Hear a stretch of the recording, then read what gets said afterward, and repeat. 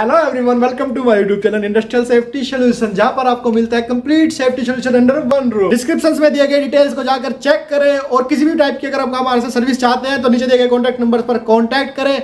और किसी भी टाइप की ट्रेनिंग, फायर सेफ्टी या फिर इंडस्ट्रियल सेफ्टी की ट्रेनिंग अगर आपको रिक्वायर्ड है और आप अपने आप ऑर्गेनाइज कराना चाहते हैं तो नीचे दिए गए कॉन्टैक्ट नंबर पर आप हमें कॉन्टैक्ट कर सकते हैं। और सभी ट्रेनिंग फ्री ऑफ कॉस्ट सभी के लिए, चाहे वो इंडस्ट्री है, स्कूल्स है या कॉलेज है, सब training free of cost industrial safety solutions की तरफ से। सो स्टार्ट करते हैं आज का टॉपिक क्या है आज का? ऑन साइट इमरजेंसी प्लान का थर्ड पार्ट। पहला पार्ट, दूसरा पार्ट हमने कंप्लीट कर दिया है। जिसने पहला पार्ट और दूसरा पार्ट अभी तक नहीं देखा है तो लिंक नीचे है, जाकर चेक करें और क्लिक करें और पहला पार्ट और दूसरा पार्ट देखें, देन थर्ड पार्ट वो देखें, तभी उसको कंप्लीट समझ में आएगा। सबसे पहले जब मैंने पहले पार्ट या दूसरे पार्ट में बात करी थी कि किस किस टीम मेंबर्स का क्या क्या काम होता है, हमें वो अंडरस्टूड कराया था कि कौन सा टीम मेंबर क्या काम करेगा।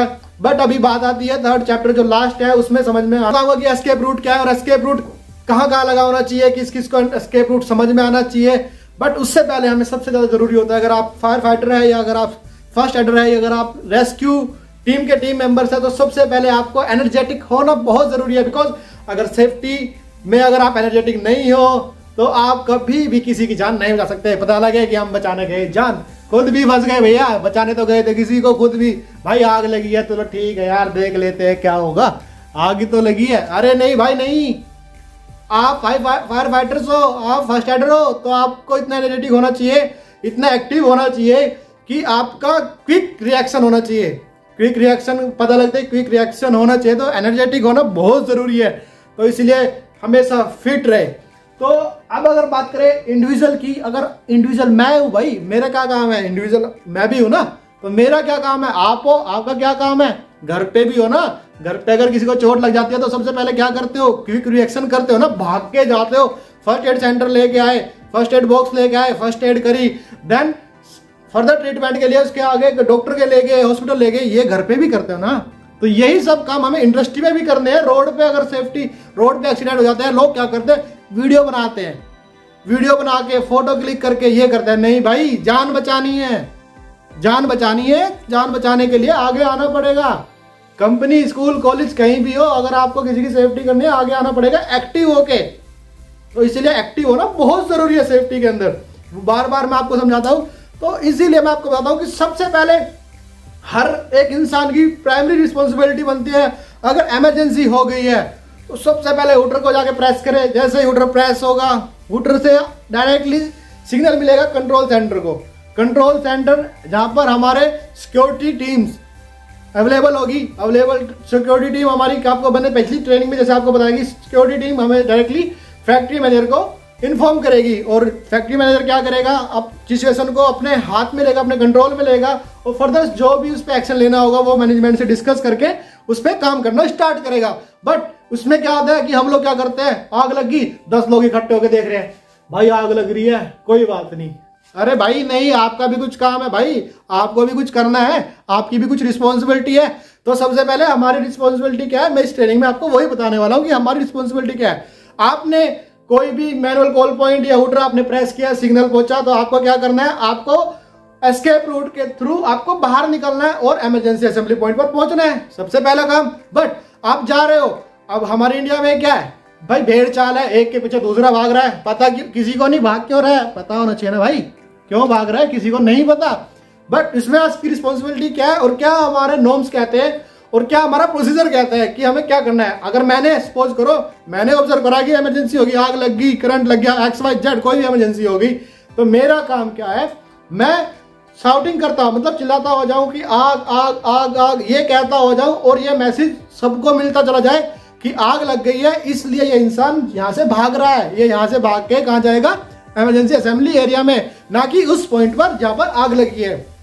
क्योंकि सबसे पहले जान प्यारी, जान बचाओ। इसलिए अगर आपको फायर फाइटिंग का नहीं पता, आपको किसी इमरजेंसी को हैंडल करने का नहीं पता, तो आपका सिंपल सा एक ही रिस्पॉन्सिबिलिटी बनती है, आप एस्केप रूट से जाके सीधा असेंबली एरिया में इकट्ठे हो जाओ। और असेंबली एरिया में भी जाके इकट्ठे होकर गले में हाथ डाल के नहीं, हाँ भाई अंदर क्या हो रहा है, ऐसे नहीं।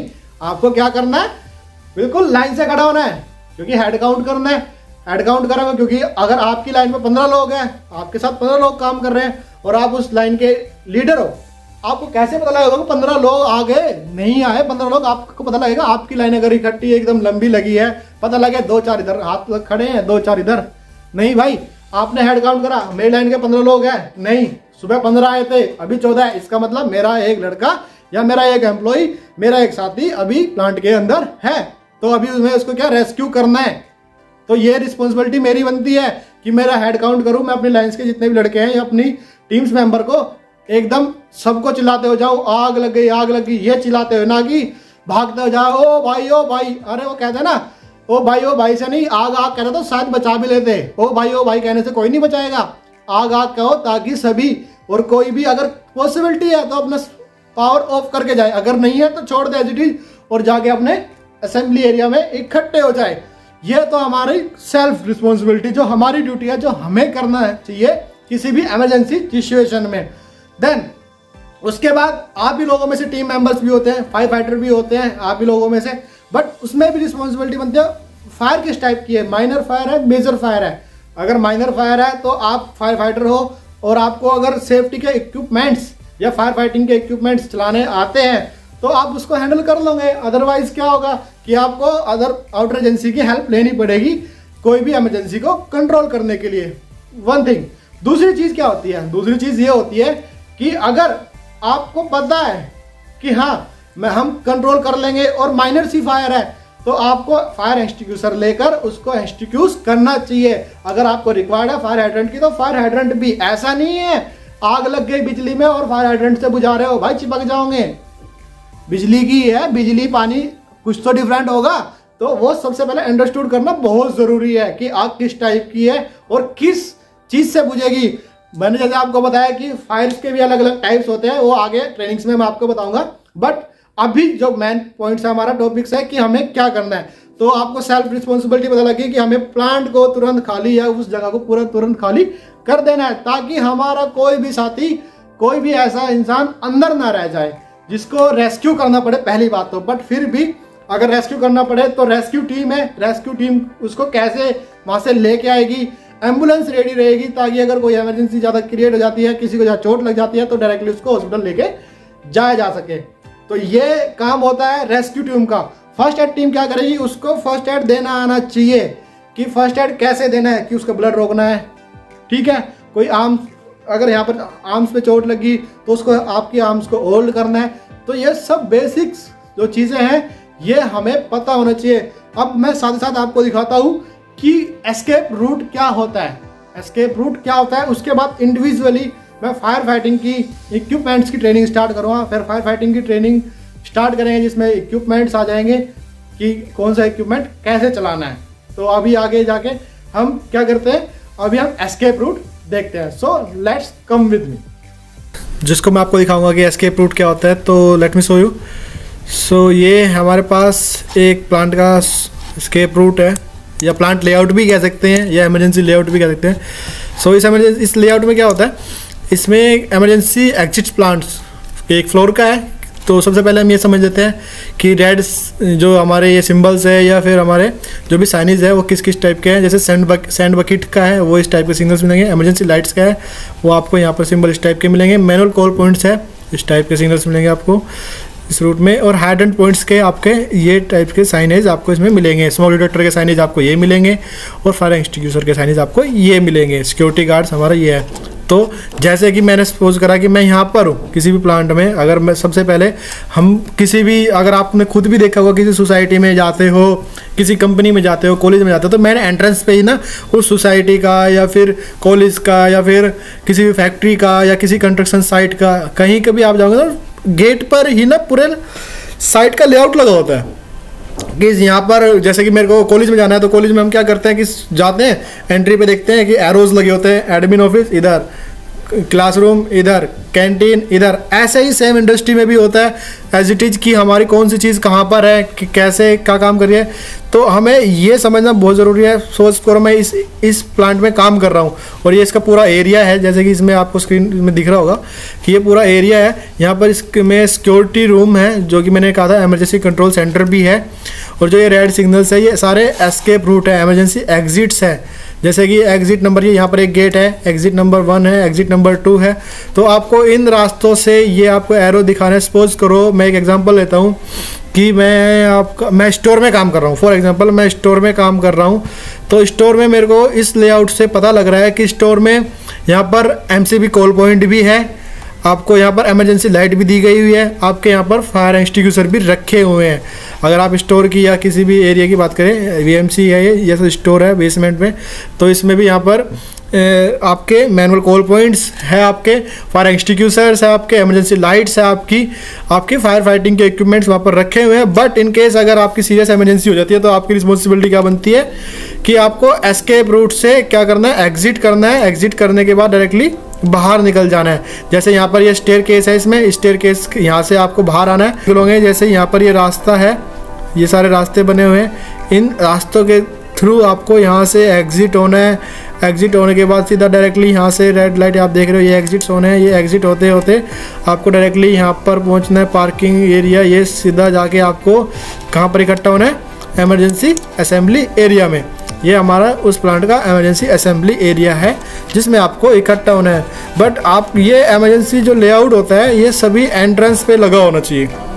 फर्स्ट ऑफ ऑल कि प्लांट का एंट्रेंस जो है सबसे पहले तो वहाँ पर लगा होना चाहिए। देन उसके बाद आप किसी भी सोसाइटी में या कहीं पर भी आप काम कर रहे हो तो वहाँ पर भी ये प्लांट जो साइट पर लगा होना चाहिए, जिससे कि इंसान को पता रहे कि यू आर हेयर। जैसे इसमें लिखा है यू आर हेयर, आपको पता होना चाहिए कि मैं यहाँ पर हूँ, मेरे को यहाँ से क्या करना है। अगर कोई भी इमरजेंसी सिचुएशन क्रिएट होगी तो मेरे को इस रूट के थ्रू बाहर निकल के डायरेक्टली कहाँ पहुँच जाना है, इमरजेंसी असेंबली एरिया में।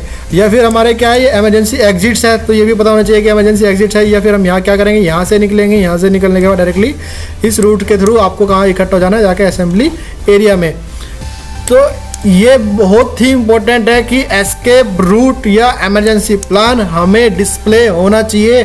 किसी भी फैक्ट्री में, किसी भी कॉलेज में, किसी भी स्कूल में, किसी भी कंस्ट्रक्शन साइट पे, किसी भी सोसाइटी में हमें ये जो पाथ्स बने होते हैं, ये जो रूट्स बने होते हैं, इसको एक बारी 5 मिनट का टाइम निकाल के ज़रूर पढ़ना चाहिए। क्योंकि इमरजेंसी कभी भी बता के नहीं आती। सबसे पहली बात, अगर इमरजेंसी बता के आती तो किसी की जान नहीं जाती, कोई भी नुकसान नहीं होता। तो इमरजेंसी सडनली होती है, पता भी नहीं लगता। बट इसके लिए हमें थोड़ा प्रिपेयर रहना चाहिए, क्योंकि सबसे ज़्यादा इमरजेंसी के टाइम ही जो नुकसान होता है वो इमरजेंसी के टाइम ही होता है।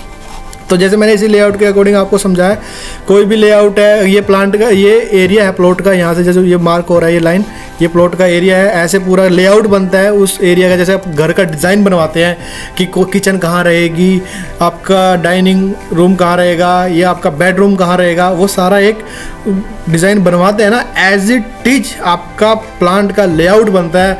उस प्लांट के लेआउट के अंदर आपका एस्केप रूट दिया जाता है, और उस एस्केप रूट में सारी की सारी चीज़ें आइडेंटिफाई होती है।